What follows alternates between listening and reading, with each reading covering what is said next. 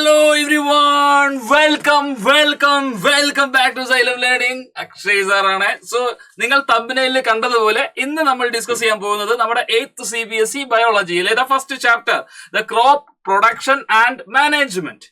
ഈ crop production and management എന്ന ഈ ഒരു ചാപ്റ്ററിൽ നമ്മൾ അവസാനം പഠിക്കുന്ന ഒരു കാര്യമാണ് എന്ത്, നമ്മുടെ സ്റ്റോറേജ്. അതായത് നമ്മൾ കൃഷി ചെയ്തു, നമ്മൾ എന്ത് ചെയ്തു, വിളവെടുത്തു, നമ്മൾ ധാന്യങ്ങളെ എങ്ങനെ സൂക്ഷിക്കും, അതാണ് സ്റ്റോറേജ്. അപ്പൊ സ്റ്റോറേജ് നിസ്സാര കാര്യമല്ല. നമുക്കിപ്പോ ചിന്തിക്കുമ്പോൾ വിചാരിക്കും നമ്മൾ സിംപ്ലി സ്റ്റോർ ചെയ്യുന്നതല്ലേ. എന്നാൽ അവിടെ കുറെ ചലഞ്ചസും കാര്യങ്ങളൊക്കെ ഉണ്ട്, കുറെ ബുദ്ധിമുട്ടുകളും കാര്യങ്ങളൊക്കെ ഉണ്ട്. അപ്പൊ അതൊക്കെ എങ്ങനെ നമ്മൾ ഓവർകം ചെയ്യുന്നു എന്നുള്ള കാര്യങ്ങളൊക്കെയാണ് നമ്മൾ ഇന്ന് ഡിസ്കസ് ചെയ്യാൻ പോകുന്നത്. എല്ലാവരും എന്ത് ചെയ്യുക, വളരെ കൃത്യമായി തന്നെ ക്ലാസ്സിൽ കോൺസെൻട്രേറ്റ് ചെയ്തുകൊണ്ട് തന്നെ ഇരിക്കുക കേട്ടോ. ഓക്കെ, നമുക്ക് തുടങ്ങിക്കൂടെ? യെസ്. സോ അഗ്രികൾച്ചറൽ പ്രാക്ടീസ് നമ്മൾ പരിശോധിക്കുമ്പോൾ നമുക്കറിയാം സ്റ്റെപ്സ് ഉണ്ട് അല്ലേ. നമ്മൾ ആദ്യം ലാൻഡ് പ്രിപ്പയർ ചെയ്യും, നിങ്ങൾ പഠിച്ചിട്ടുണ്ട്. നമ്മൾ ആദ്യം എന്ത് ചെയ്യും, നമ്മൾ കൃഷി ചെയ്യുന്ന ഭൂമി നമ്മൾ എന്ത് ചെയ്യണം, പ്രിപ്പയർ ചെയ്യണം അല്ലേ.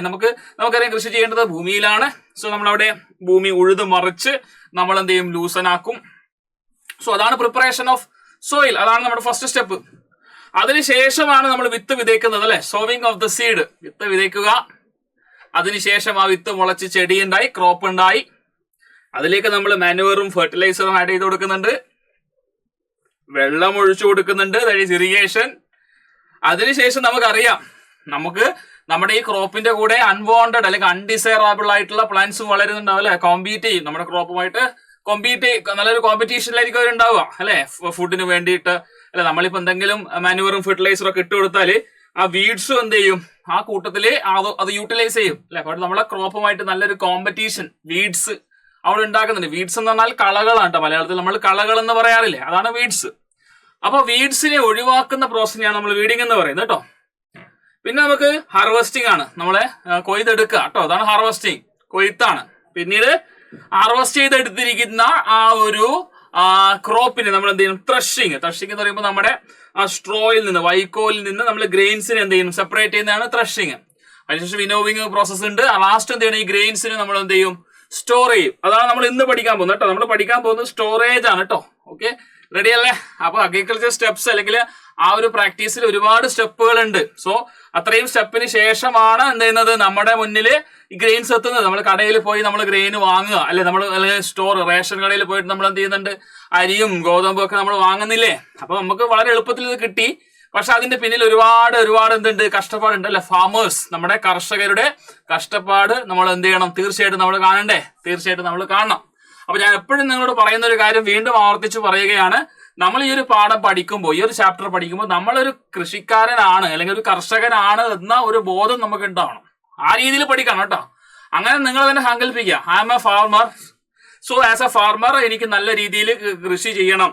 അപ്പൊ അങ്ങനെ പഠിക്കുമ്പോൾ എന്ത് ചെയ്യും, വളരെ ഈസി ആയിട്ട് നിങ്ങൾക്ക് അത് പഠിച്ചെടുക്കാൻ പറ്റും. ഓക്കെ, പഠിക്കാൻ വേണ്ടി അങ്ങനെ പഠിക്കരുത്, അല്ലാതെ എന്ത് ചെയ്യണം, നിങ്ങൾ സ്വയം ഒന്ന് ചിന്തിച്ച് നോക്കുക. അപ്പൊ ഞാനൊരു ഫാർമർ ആയിട്ടുണ്ടെങ്കിൽ ഞാൻ എന്തൊക്കെ കാര്യങ്ങൾ ചെയ്യണം, എന്തൊക്കെ കാര്യങ്ങൾ ഇംപ്ലിമെന്റ് ചെയ്യണം. സോ നിങ്ങൾക്ക് ഈസി ആയിട്ട് പഠിക്കാൻ പറ്റും. സോ സ്റ്റോറേജ് ഓഫ് ഗ്രെയിൻ ഒട്ടും സമയം നമുക്ക് കളയാനില്ല, നമുക്ക് തുടങ്ങാം. സ്റ്റോറേജ് ഓഫ് ഗ്രെയിൻ കാണാൻ പറ്റുന്നുണ്ടല്ലോ. ഓക്കെ, അപ്പൊ എന്താ പറയുന്നത്, എന്താണ് സ്റ്റോറേജ്? നമുക്കറിയാം സ്റ്റോറേജ് എന്ന് പറഞ്ഞാൽ storing of grain safely for future use. അതായത് ഭാവിയിലെ ഉപയോഗത്തിന്, ഫ്യൂച്ചർ എന്ന് പറഞ്ഞാൽ നമുക്കറിയാം ഭാവിയാണ് അല്ലെ. ഭാവിയിലെ ഉപയോഗത്തിന് നമ്മൾ എന്ത് ചെയ്യുന്നു, നമ്മൾ എന്താ ചെയ്യുന്നത്, ഭാവിയിലെ ഉപയോഗത്തിന് നമ്മൾ ഗ്രെയിൻസിനെ എന്ത് ചെയ്യുന്നു, സ്റ്റോർ ചെയ്യുന്നുണ്ടോ. ഭാവിയിലെ ഉപയോഗത്തിന്, ഫ്യൂച്ചർ യൂസിന് വേണ്ടിയിട്ട്, അത് എന്തെങ്കിലും ആവശ്യമാവാട്ടോ. അതായത് ഫുഡിന് വേണ്ടിയിട്ട്, ഭാവിയിൽ ഭക്ഷണത്തിന് വേണ്ടിയിട്ട് നമുക്ക് എന്ത് ചെയ്യാം, ഗ്രെയിൻസിനെ സ്റ്റോർ ചെയ്യാം. ഭാവിയിൽ കൃഷി ഇറക്കാൻ വേണ്ടിയിട്ട്, വീണ്ടും കൃഷി ചെയ്യണ്ടേ, അതിനും ഗ്രെയിൻസ് സ്റ്റോർ ചെയ്യേണ്ടി വരും അല്ലെ. ഗ്രെയിൻസ് സീഡ്സ് അല്ലേ, ആണല്ലേ. അപ്പൊ പുതിയ കൃഷി ഉണ്ടാക്കാനും നമ്മൾ ഗ്രെയിൻസിനെ എന്ത് ചെയ്യും, സ്റ്റോർ ചെയ്യും. അപ്പൊ എന്താ പറയുന്നത്, നോക്കിക്കേ, സ്റ്റോറേജ് ഈ സ്റ്റോറിംഗ് ഓഫ് സീഡ്സ് അല്ലെങ്കിൽ ഗ്രെയിൻസ് സേഫ്ലി. എങ്ങനെ സ്റ്റോർ ചെയ്യണം, വെറുതെ സ്റ്റോർ ചെയ്താൽ മതിയാ പോരല്ലേ, എങ്ങനെ സ്റ്റോർ ചെയ്യണം, സേഫ് ആയിട്ട് സ്റ്റോർ ചെയ്യണം, സേഫ്ലി കേട്ടോ, സേഫ്ലി ഫോർ ഫ്യൂച്ചർ യൂസ്. പിന്നെ എന്താ പറയുന്നത് നോക്കിയാൽ, അടുത്ത പോയി നോക്കിയാൽ, we need grains for future crop production അല്ലെ. ഭാവിയിലും നമുക്ക് എന്ത് ചെയ്യണം, പുതിയ കൃഷി ഉണ്ടാക്കണ്ടേ. അപ്പൊ ഇന്ന് മാത്രം മതിയോ, നാളെയും വേണം അല്ലെ, അല്ലെങ്കിൽ അടുത്ത സീസണിൽ നമുക്ക് കൃഷി ഇറക്കണം. അപ്പൊ അതിന് വേണ്ടിയിട്ട് എന്ത് ചെയ്യാം, ഫ്യൂച്ചർ ക്രോപ്പ് പ്രൊഡക്ഷന് നമുക്ക് എന്ത് വേണ്ടി വരും, ഈ ഗ്രെയിൻസിനെ നമ്മൾ എന്ത് ചെയ്യേണ്ടി വരും, സൂക്ഷിക്കേണ്ടി വരും. പിന്നെ എന്താ പറയുന്ന അടുത്ത്, V need food throughout the year അല്ലെ, നമുക്ക് ഭക്ഷണം വേണ്ടേ. അപ്പൊ ഭക്ഷണത്തിന് വേണ്ടിയിട്ട് നമ്മൾ എന്ത് ചെയ്യുന്നുണ്ട്, ഗ്രെയിൻസിനെ സ്റ്റോർ ചെയ്യുന്നുണ്ട്. We need food. കണ്ടാ, food throughout the year. കണ്ടാ, വളരെ ഇമ്പോർട്ടന്റ് അല്ലേ? യെസ്. അടുത്ത എന്താ പറയുന്നത് നോക്കിയേ, for large scale farming and business purpose crop need to be sold later. വിൽക്കാൻ അല്ലെ, വിൽപ്പന നടത്തൂലേ ഗ്രെയിൻസ്, എന്ത് ചെയ്യും, ക്രോപ്പ് എന്ത് ചെയ്യും, വിൽപ്പന ചെയ്യാൻ വേണ്ടിയിട്ട് വലിയ സ്കെയിലിൽ കൃഷി ചെയ്യാൻ വേണ്ടിയിട്ട് എന്ത് വേണം, സ്റ്റോർ ചെയ്ത് വെക്കേണ്ട ഗ്രെയിൻസ് വേണം അല്ലെ, വേണം. അപ്പൊ ലാർജ് സ്കെയിൽ ഫാമിങ്ങിനും ബിസിനസ് പർപ്പസിനും ഒക്കെ വേണ്ടിയിട്ട് എന്ത് ചെയ്യും, നമ്മൾ സ്റ്റോർ ചെയ്ത് വെക്കാറുണ്ട്. ഓക്കെ, റെഡി അല്ലേ? റെഡി അല്ലേ? For all these reasons grains R stored. ഈ കാരണങ്ങൾ കൊണ്ടൊക്കെ എന്ത് ചെയ്യണം, ഗ്രെയിൻസ് നമ്മൾ എന്ത് ചെയ്യണം, നന്നായിട്ട് എന്ത് ചെയ്യണം, സ്റ്റോർ ചെയ്യണം. സേഫ്ലി ആയിട്ട് സ്റ്റോർ ചെയ്യണം കേട്ടോ. സേഫ് ആയിട്ട് തന്നെ എന്ത് ചെയ്യണം, ഗ്രെയിൻസിനെ എന്ത് ചെയ്യണം, സ്റ്റോർ ചെയ്യണം. So that we can use them through out the year whenever it is required. അപ്പൊ റിക്വയർമെന്റിന് അനുസരിച്ച്, റിക്വയർമെന്റ് എന്ത് റിക്വയർമെന്റും ആവാം അല്ലെ, അപ്പൊ റിക്വയർമെന്റിന് അനുസരിച്ച് based on the requirement we can use the grain if it is stored. Store ചെയ്ത് വെച്ചിട്ടുണ്ടെങ്കിൽ നമുക്ക് എന്ത് ചെയ്യാൻ പറ്റും, we can use it. correct, we can use it whenever we require that we can use it. മനസ്സിലായോ? അപ്പൊ ഇവിടെ പിക്ചറിൽ കൊടുത്തിട്ടുണ്ട്, നിങ്ങൾക്ക് കാണാം അല്ലേ, ഇതൊരു ഗ്രെയിനറിയാണ്, ഒരു ഗോഡൌൺ പോലെ കാണാം. അവിടെ ഒരുപാട് ചാക്കുകളിൽ അരി നിറച്ചു വെച്ചിരിക്കുക. പിന്നെ ഇത് സിലോസ് എന്ന് പറയുന്ന ഒരു സാധനം, നമുക്കത് പറയാം. ഓക്കെ, സ്റ്റോർ ചെയ്ത് വെക്കുന്ന വെസൽസ് ആണ്.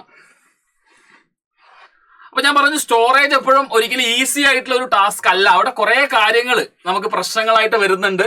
അതാണ് ചലഞ്ചസ്.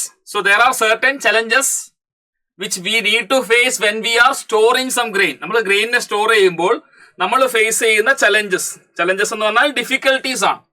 അപ്പൊ എന്തൊക്കെയാണ് അവിടെ, എന്തൊക്കെ ചലഞ്ചസ് ആണ് ഉള്ളത്? അപ്പൊ നിങ്ങൾ കണ്ടുല്ലേ സൈഡിൽ, നിങ്ങൾക്ക് അറിയാം. നിങ്ങൾക്ക് സൈഡിൽ കണ്ടില്ലെങ്കിൽ നിങ്ങൾക്ക് പറയാൻ പറ്റുന്ന കാര്യങ്ങളേ ഉള്ളൂ. എന്താണ് സ്റ്റോറേജ് ചലഞ്ചസ്? ആർ റാറ്റ്, എലികൾ അല്ലെ. നമ്മുടെ വീടുകളിലും എന്തുണ്ടാവും, ചിലപ്പോൾ എലികളും കാര്യങ്ങളെല്ലാം ഉണ്ടാവും അല്ലെ, ഉണ്ടാവും. എലി ഉണ്ടെങ്കിൽ ഒന്ന് കമന്റ് ചെയ്യണം കേട്ടോ. നിങ്ങളുടെ വീടുകളിൽ എലി ഉണ്ട് എന്നുണ്ടെങ്കിൽ ഒന്ന് കമന്റ് ചെയ്തേ. ഓക്കെ, പിന്നെന്താ ഉണ്ടാവുക, മൈക്രോ ഓർഗാനിസംസ് പ്രശ്നമാണ് അല്ലെ. നമ്മുടെ ധാന്യങ്ങളെ അഫക്ട് ചെയ്യുന്ന പൂപ്പലൊക്കെ ഉണ്ടല്ലേ, ഫംഗസുകൾ, അതുപോലെ തന്നെ ചില ബാക്ടീരിയകൾ, ഇങ്ങനെയുള്ള മൈക്രോ ഓർഗാനിസംസ് എന്ത് ചെയ്യും, ഇതിനെ അഫക്ട് ചെയ്യും, ഈ ഗ്രെയിൻസിനെ ബാധിക്കും.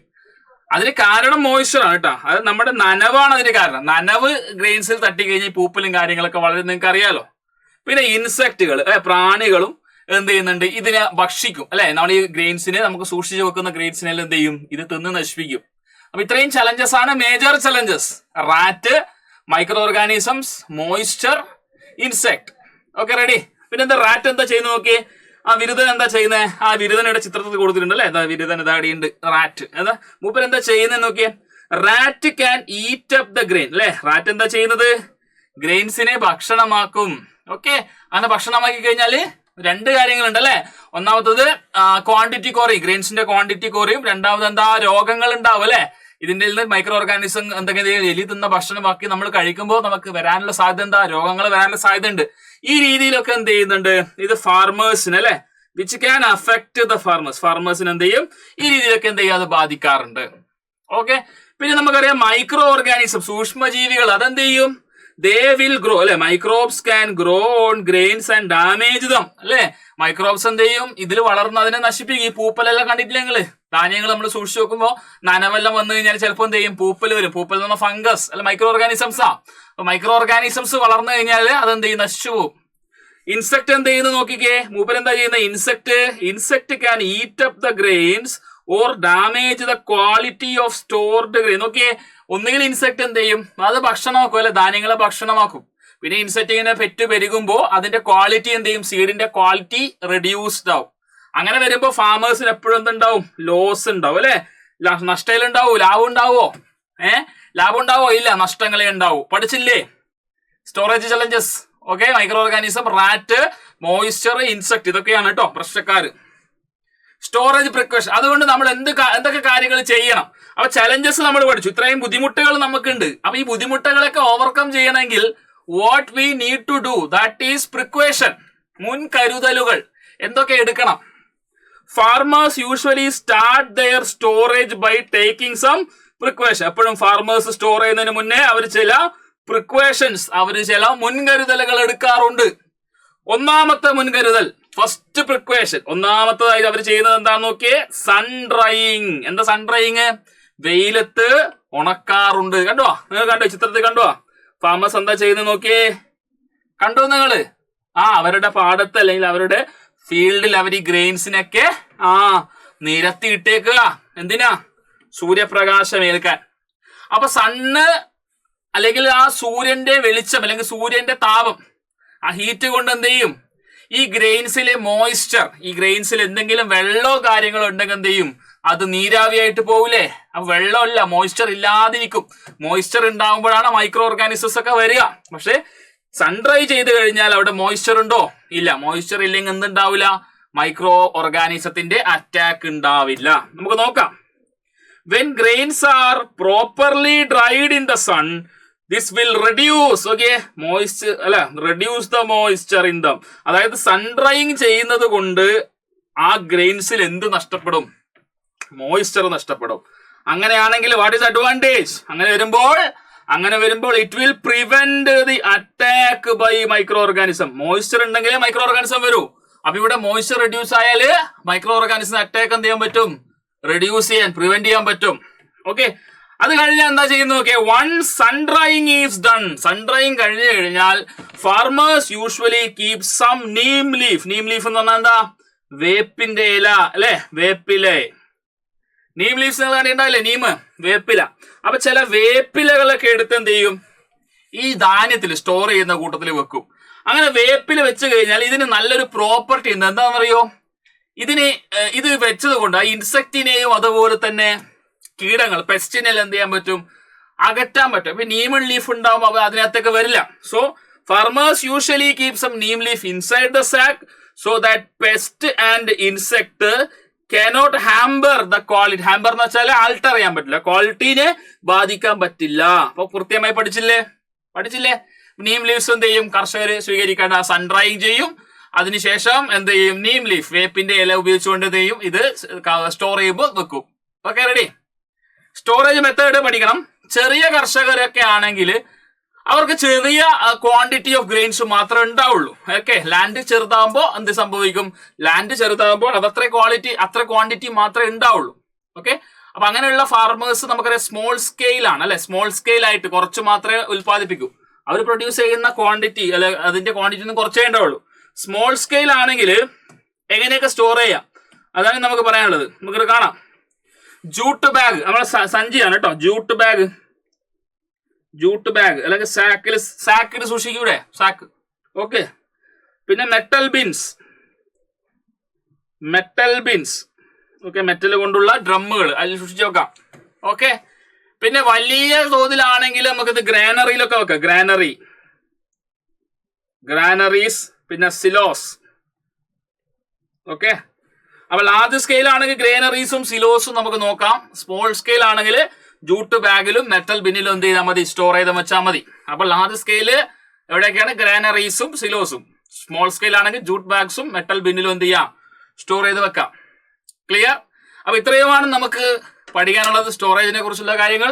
തീർച്ചയായിട്ടും ഇതൊക്കെ നിങ്ങൾക്ക് ഉപകാരപ്രദമായിട്ടുണ്ടെന്ന് തന്നെ സാറ് കരുതുന്നു. ഉപകാരപ്രദമായിട്ടുണ്ടെങ്കിൽ തീർച്ചയായിട്ടും ഇനിയും ഇതുപോലത്തെ വീഡിയോസ് കിട്ടണമെങ്കിൽ എന്ത് ചെയ്യേണ്ടി വരും? നിങ്ങൾ ഈ വീഡിയോക്ക് താഴെ കാണുന്ന സബ്സ്ക്രൈബ് ബട്ടൺ പ്രസ് ചെയ്തിട്ടില്ലെങ്കിൽ ഇപ്പോൾ തന്നെ എന്ത് ചെയ്യണം? അത് ഇനേബിൾ ചെയ്ത് തൊട്ടടുത്തുള്ള ബെല്ലൈക്കൺ കൂടി എന്ത് ചെയ്യുക? പ്രസ് ചെയ്യാം. അങ്ങനെ പ്രസ് ചെയ്യുമ്പോൾ ഞങ്ങൾ അപ്ലോഡ് ചെയ്ത് ഇതുപോലുള്ള വ്യത്യസ്തമായ എഡ്യൂക്കേഷൻ വീഡിയോസ് എന്ത് ചെയ്യും?